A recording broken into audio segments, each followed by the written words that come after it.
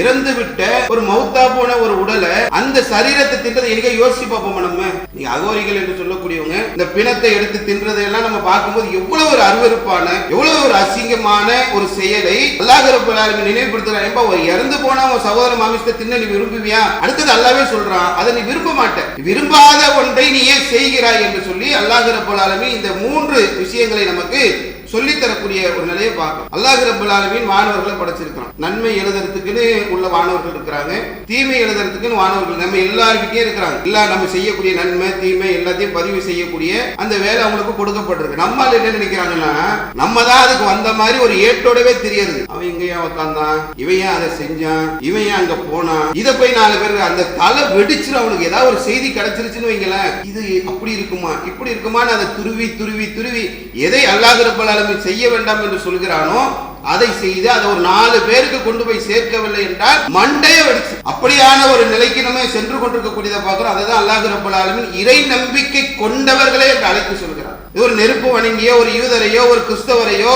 யா அய்யுஹன்னாஸ் ஒட்டுமொத்த மனிதர்களை அழைத்து சொல்லக்கூடிய செய்தி அல்ல. யா அய்யுஹல்லதீன ஆமனு நம்பிக்கை கொண்டிருக்கக்கூடிய மக்களே, நீங்கள் இப்படி எல்லாம் செய்யாதீர்கள் என்ற ஒரு பட்டியலை அல்லாஹ் ரப்பல் ஆலமீன் நமக்கு சொல்லக்கூடிய ஒரு நிலையை நம்ம பார்க்கிறோம். அன்பார்ந்த இஸ்லாமிய சகோதரர்களே சகோதரிகளே, முஸ்லிம்கள் எப்படி வாழ வேண்டும், தங்களுடைய உலக வாழ்க்கையை எப்படி அமைத்துக் கொள்ள வேண்டும் என்பதை அல்லாஹ்வும் அல்லாஹ்வுடைய தூதரும் நமக்கு அழகான ஒரு வாழ்க்கை நெறியாக கற்று தந்திருக்கின்றார்கள்.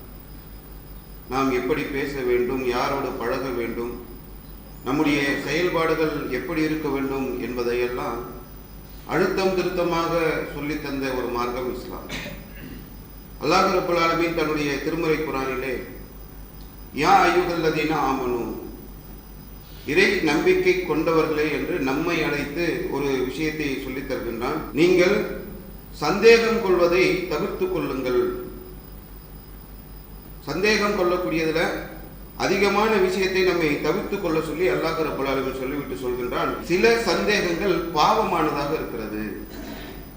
அதிகமான சந்தேகங்களை நீங்கள் தவிர்த்துக் கொள்ளுங்கள், சில சந்தேகங்கள் அதில் பாவமானதாக இருக்கிறது. வலா தஜஸ்ஸஸு நீங்கள் துருவி துருவி ஆராயாதீர்கள், உங்களில் சிலர் இன்னும் சிலரை பற்றி புறம் பேசி தெரிய வேண்டாம் என்று 3 விஷயங்களை அல்லாஹ் ரப்பல் ஆலமீன் இந்த விஷயத்தில் இந்த குர்ஆன் வசனத்தில் நமக்கு சொல்லித் தருகின்றான். ஒவ்வொரு செய்திகளாக நாம் எடுத்து பார்த்தோம் என்று சொன்னால் அது சமூகத்திலே ஒரு சில பாரதூரமான விஷயங்களை ஏற்படுத்தக்கூடியதாகவும் இருக்கின்றது. தேவையில்லாத சந்தேகங்கள் ஒவ்வொரு இடங்களிலும் மிகப்பெரிய குழப்பங்களை ஏற்படுத்தி இருக்கிறது. அது எல்லா இடங்களிலும் நம்ம பார்க்கலாம். அது ஒரு குடும்பத்தில் கூட இருக்கலாம். ஒரு கணவன் மனைவி மீது தேவையில்லாமல் சந்தேகம் கொள்வது அந்த குடும்பம் சின்னாபின்னம் ஆவதற்கு காரணமாக இருக்கும். ஒரு மனைவி கணவன் மீது சந்தேகம் கொள்வது அந்த குடும்பத்திலே பெரும் விரிசல்கள் உழுவதற்கு காரணமாக இருக்கும். ஒரு முஸ்லிம் சக முஸ்லிமின் மீது தேவையில்லாமல் சந்தேகம் கொள்வது இருவர்களுக்கு மத்தியிலே பிரிவினை ஏற்படுத்துவதற்கு காரணமாக இருக்கும். ஒரு முதலாளி தொழிலாளி மீது சந்தேகம் கொள்வது, ஒரு தலைவர் தொண்டர் மீது சந்தேகம் கொள்வது, இப்படி தேவையில்லாத சந்தேகங்கள் பல தீங்குகளை பல விஷயங்களை ஏற்படுத்தக்கூடிய ஒன்றை நாம் பார்க்கிறோம். அல்லாஹ் ரப்பல் ஆலமீன் அதைத்தான் இந்த வசனத்திலே நமக்கு சொல்லித் தருகின்றான். அதிகமாக நீங்கள் சந்தேகப்படுறீங்களே, இதெல்லாம் தேவையில்லாத ஒண்ணு. சில சந்தேகங்கள் பாவமானதாக கூட இருக்கும். அது கரெக்டா புரிஞ்சு எந்த சந்தேகம் நமக்கு பயனுள்ளதா இருக்கும் அப்படி பிரிச்சு பார்த்து சந்தேகம் கொள்றோமான்னு கேட்டா இல்லை. மனிதனுடைய இயல்பே சந்தேகங்களுடைய அந்த வாசல்களை திறந்து வைக்கின்ற போது அது பெரும் கஷ்டங்களை பெரும் துன்பங்களை இழைத்து விடக்கூடிய ஒன்றாக இருக்கிறதை நாம இயல்பாக பார்த்து கொண்டிருக்கின்றோம். தொழுகைக்கு வராரு, நம்ம சகோதரர் ஒரு செருப்பை மாற்றி போட்டு போயிடுறாரு.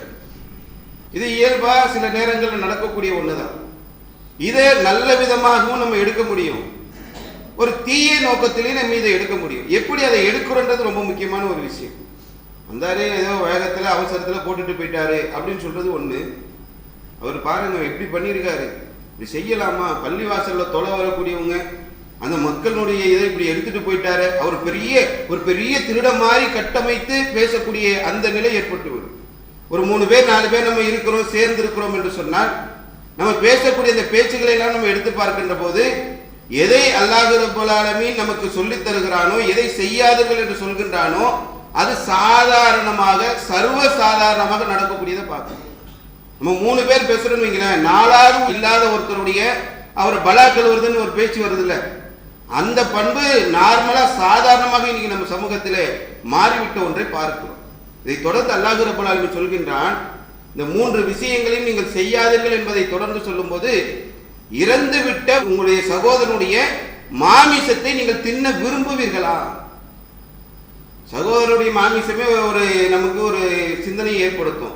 மௌத்தா போன இறந்து விட்ட ஒரு மௌத்தா போன ஒரு உடலை அந்த சரீரத்தை தின்றதை எங்க யோசிச்சு பார்ப்போம். நம்ம நீங்க அகோரிகள் என்று சொல்லக்கூடியவங்க இந்த பிணத்தை எடுத்து தின்றதையெல்லாம் நம்ம பார்க்கும்போது எவ்வளவு ஒரு அருவருப்பான, எவ்வளவு ஒரு அசிங்கமான ஒரு செயலை அல்லாஹ் ரப்பல் ஆலமீன் நினைவுபடுத்துறான். ஒரு இறந்து போன உன் சகோதர மாமிசத்தை தின்ன நீ விரும்புவியா?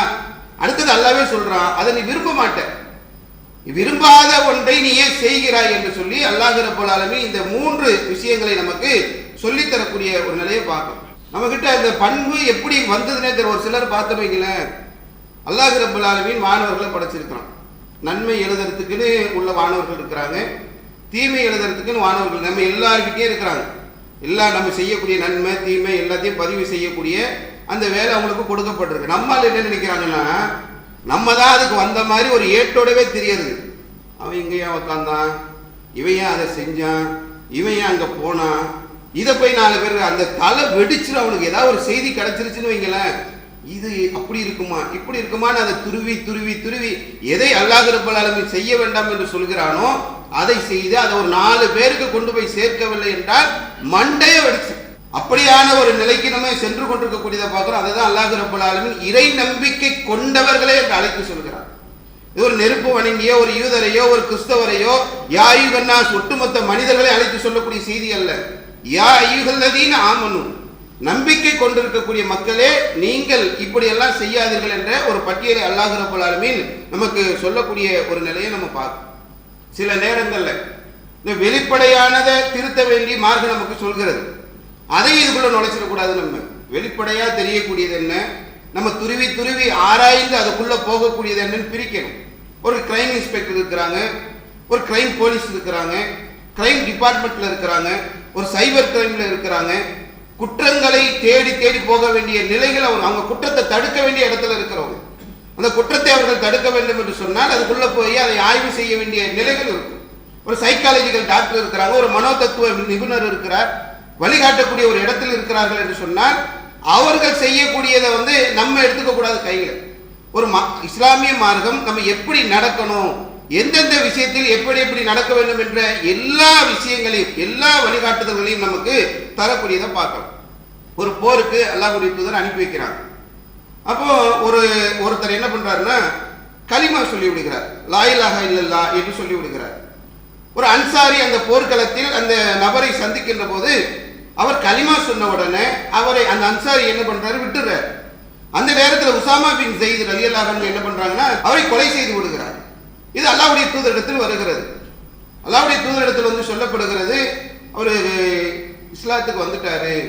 அந்த நேரத்தில் ஒசாமா அவங்க ஈட்டி எடுத்து குத்திட்டாங்க என்று சொல்லும் போது அல்லாஹ்வுடைய தூதர் ஒசாமா அழைச்சி கேட்கிறாங்க, ஏன்பா அப்படி செய்தீர்கள்? இல்ல, அவர் தன்னை காப்பாற்றிக் கொள்வதற்காகத்தான் அந்த நேரத்தில் லா இலாஹா இல்லல்லாஹ் என்று சொன்னார். ஒரு முஸ்லீம் என்று சொன்ன உடனே நம்ம விட்டுருன்றதுக்காக அப்படி செஞ்சாரு. திரும்ப ரசூலுல்லாஹ் கேட்கிறாங்க, ஏன் அப்படி செய்த? திரும்ப அவர் சொல்றாரு, இல்ல, அவர் தன்னை காப்பாற்றிக் கொள்வதற்காகத்தான் அந்த வார்த்தையை சொன்னார். திரும்ப அல்லாஹ்வுடைய தூதர் கோபமாக அவரிடத்தில் அந்த கேள்விகளை தொடர்ந்து கேட்கின்ற போது உசாமா அவர்கள் சொல்கிறார்கள், நான் இஸ்லாத்தை ஏன் அப்பொழுது ஏற்றுக்கொண்டேன், இந்த சம்பவத்திற்கு பிறகு நான் இஸ்லாமிய மார்க்கத்திற்கு வந்திருக்க கூடாதா என்று நான் நினைக்கக்கூடிய அளவிற்கு அல்லாஹ்வுடைய தூதர் அவர்கள் என்னிடத்தில் கோபப்பட்டார்கள் என்று அந்த செய்தியை சொல்கிறார். ஒரு உள்ளத்தை கீறி பார்க்கக்கூடிய வேலை நமக்கு இல்லை. அல்லாஹ்வுடைய தூதரிடத்திலே ஒரு சம்பவம் நடக்கிறது, பொருட்களை பங்கிட்டு தருகிறார்கள். அதில் ஒருத்தர் சொல்றாரு, இது நீதியான பங்கீடு இல்லை என்று சொல்ல உடனே அல்லாஹ்வுடைய தூதர் அவங்க அழைச்சி சொல்றாங்க, என்னை விட அல்லாஹ்வை அஞ்சக்கூடியவங்க யார், இறையச்சத்துக்கு நெருக்கமா அப்படின்னு சொல்லும் போது இந்த பேசினவருடைய நான் வெட்ட போறேன் காலித் பின் வலிது நிற்கிறார். அப்போ அல்லாஹ்வுடைய தூதர் சொன்னாங்க, நான் உள்ளத்தை கீறி பார்ப்பதற்காக நான் அனுப்பப்படவில்லை. ஒருத்தருடைய உள்ளத்துல என்ன இருக்கு, அவர் உள்ளத்துல என்ன நினைக்கிறார், அது நமக்கு வெளிப்படையாக ஏதாவது தெரிகிறதா, அதைத்தான் நம்ம பார்க்க வேண்டும். அப்படி இருக்குமோ, அந்த வாசல், அந்த சந்தேக வாசலை நாம் திறந்தோம் என்று சொன்னால் அது அப்படியே போய்கிட்டே இருக்கும். அது நம்மளை பாவமான இடங்களுக்கு அழைத்து செல்லக்கூடிய ஒரு நிலை இருக்கும் என்பதை அல்லாஹ்வுடைய தூதர் அவர்கள் இந்த நேரங்களில் நமக்கு பல நேரங்களில் சொல்லி தருகிறார். இன்னொரு செய்தி அல்லாஹ்வுடைய தூதர் சொல்றாங்க, அபுதாவுதுல 4880வது செய்தி.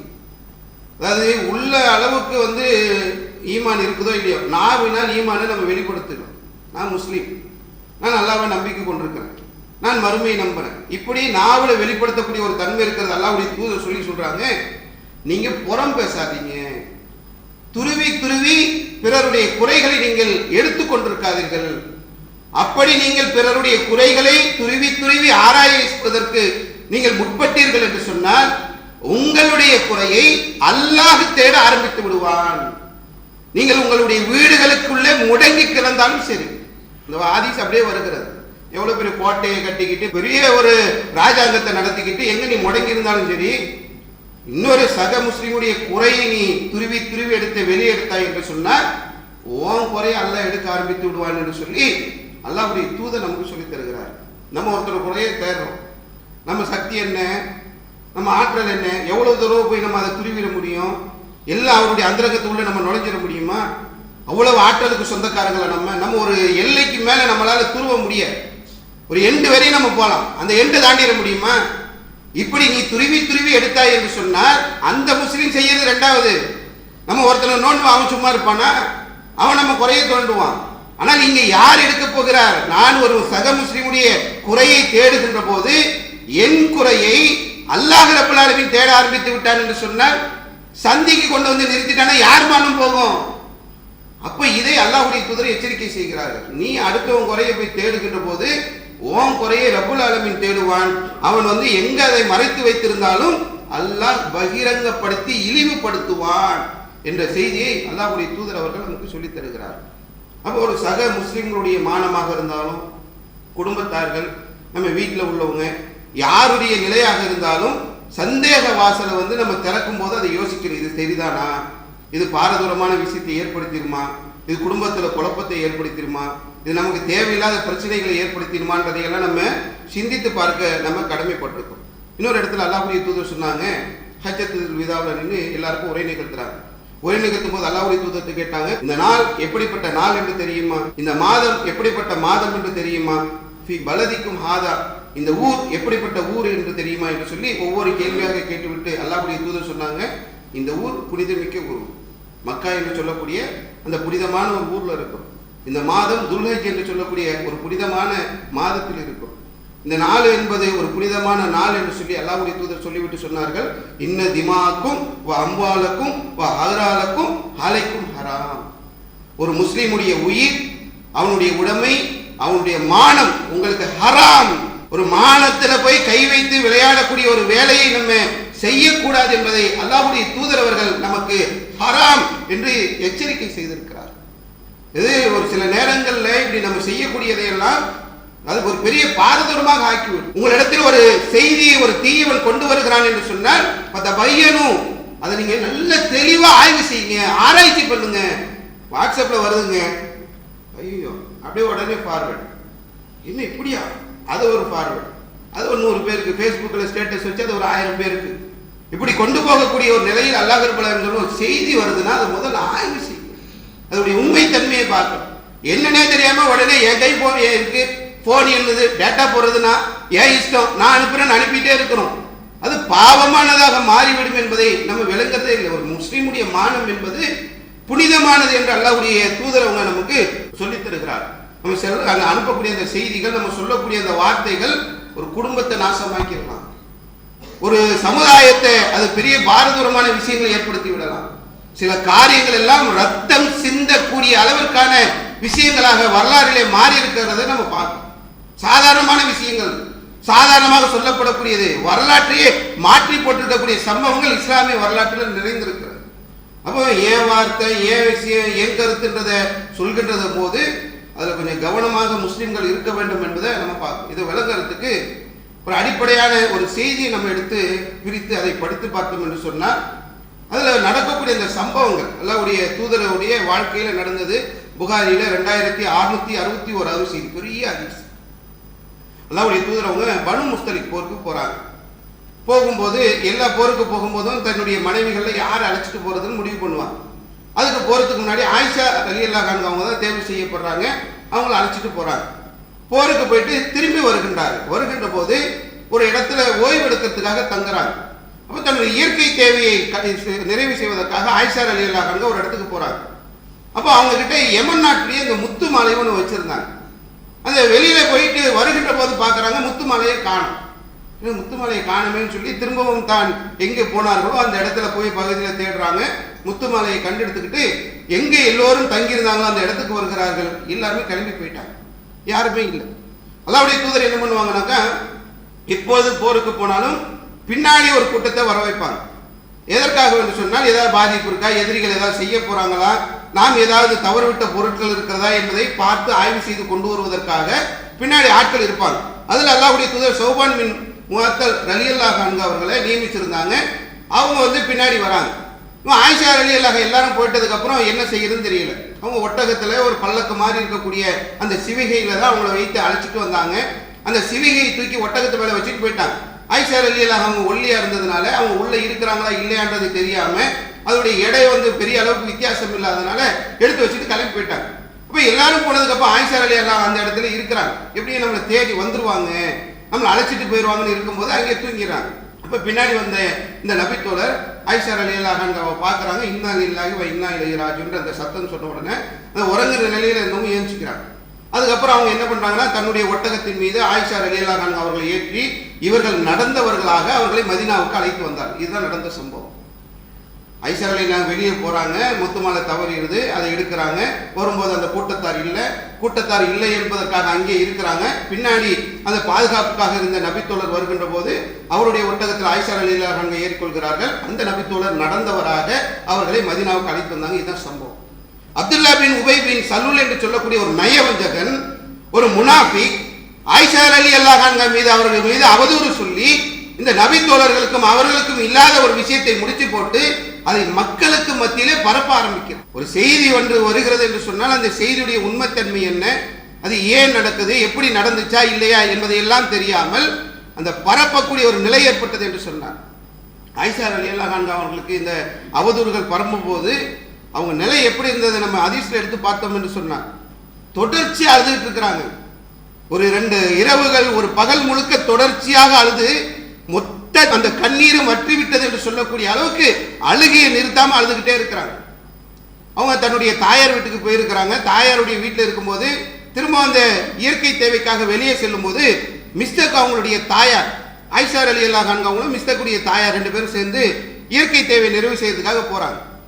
அப்போ மிஸ்டக் அவங்க தாயார் மிஸ்டக்கு நாசமாகட்டும் அப்படின்றாங்க. இப்போ ஆயிஷா ரலியல்லாஹு அன்ஹா சொல்றாங்க, மிஸ்டக் பதில் போர்ல கலந்துக்கிட்டவர், அவரை போய் நாசமாகட்டன்றீங்களே என்று சொல்லும்போது மிஸ்டக்குடைய அந்த தாயார் சொல்கிறார்கள், இந்த அவதூறு பேசுறதுல அந்த மிஸ்டக்கும் இணைந்து விட்டான் என்று சொல்லி அவருடைய தாயார் சொல்கிறார். யோசிச்சு பாருங்களேன், ஒரு அவதூறே ஒரு முனாஃபிக்கு கலப்பி விட்டுட்டான், அந்த அவதூறு பரவுகிறது, அதை எல்லோரும் ஏற்றுக்கொள்ளவில்லை. ஏன்னா மிஸ்டக் தாயார் அதை கண்டிக்கிறாங்கல்ல. ஆயிஷா ரலியல்லாஹு அன்ஹா மீது வந்த அவதூறை மிஸ்டக்கு சொல்லிக்கிட்டு இருக்கிறாரு. ஆனா அவருடைய தாயார் அதை நம்பாத காரணத்தினால் மிஸ்டக்கு நாசமாகட்டும் என்ற அந்த வார்த்தையை பயன்படுத்தக்கூடிய ஒன்றை நம்ம பார்க்கணும். அல்லாஹ்வுடைய தூதர் அவங்க உசாமா அவரிடத்தில் கேட்கிறாங்க, நான் ஆயிஷாவை பத்தி என்ன நினைக்கிறீங்க, இந்த மாதிரியான ஒரு விஷயங்கள் பரவிக்கிட்டு இருக்கும்போது அல்லாஹ்வுடைய தூதர் உசாமா கிட்ட கேட்கும்போது உசாமா அவர்கள் சொல்கிறார்கள், ஆயிஷா அவர்கள் விஷயத்தில் நல்லதைத்தான் நான் எண்ணுகிறேன், அவங்க இந்த மாதிரியான ஒரு நிலையில உள்ளவர்கள் கிடையாது என்பதை உசாமா அவர்கள் சொல்கிறார்கள். அலி ரலியல்லாஹு அன்ஹு அவர்களிடத்தில் அல்லாஹ்வுடைய தூதர் கேட்கிறார்கள்.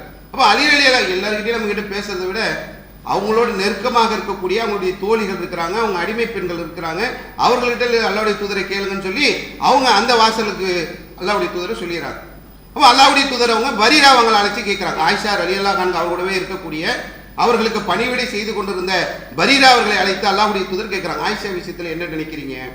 அப்போ பரீரா அவங்க சொல்றாங்க, ஒரு மாவு பிசைஞ்சு வைப்பாங்க, அது ஆடு சாப்பிட்டு போயிடும், அந்த அளவுக்கு ஒரு சின்ன பிள்ளைத்தனமா இருப்பாங்க என்பதை தவிர அவங்க கிட்ட இந்த மாதிரியான நடவடிக்கைகளை இந்த மாதிரி பழக்க வழக்கங்களையும் ஒருபோதும் நான் கட்டதில்லை என்று பரீரா ரலியல்லாஹு அன்ஹா அவங்க சொல்றாங்க.